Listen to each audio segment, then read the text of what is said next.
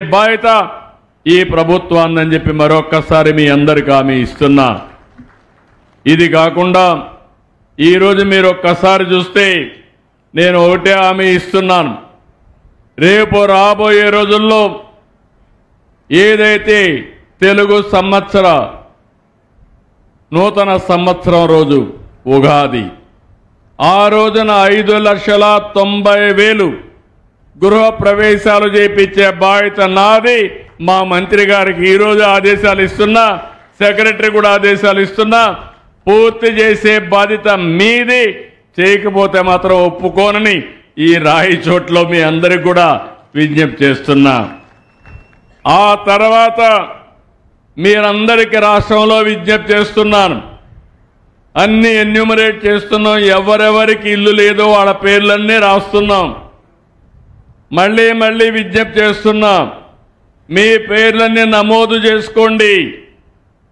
ఒకవేళ పెద్దవాళ్ళు కానీ పిల్లలుంటే నేను ఒకటి కొత్తగా ఆలోచిస్తున్నాను, విడిపోకుండా కలిపాలని.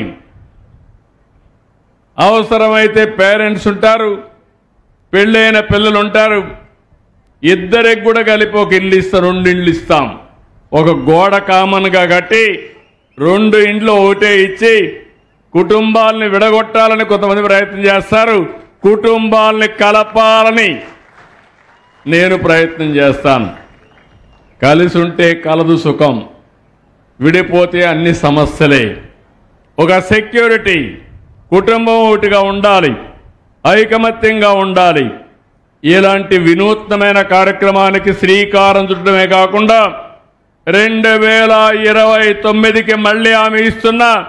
ఈ రాష్ట్రంలో ఇల్లు లేదనకుండా అందరికీ ఇండ్లు ఇచ్చే బాధ్యత ఈ ప్రభుత్వానిది. అదే సమయంలో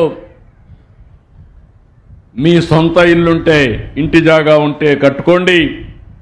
మీకు లేకపోతే ఇప్పుడు ఉండే జాగాల్లో ఇస్తాం, లేకపోతే అక్విజిషన్ చేస్తాం.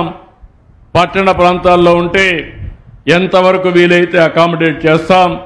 లేకపోతే 1+2 కానీ 3 కానీ అపార్ట్మెంట్స్ కట్టి బ్రహ్మాండమైన ఇన్ఫ్రాస్ట్రక్చర్ క్రియేట్ చేసే బాధ్యత నేను తీసుకుంటానని చెప్పి కూడా నేను మీకు తెలియజేస్తున్నా. ఇవన్నీ కూడా చేసి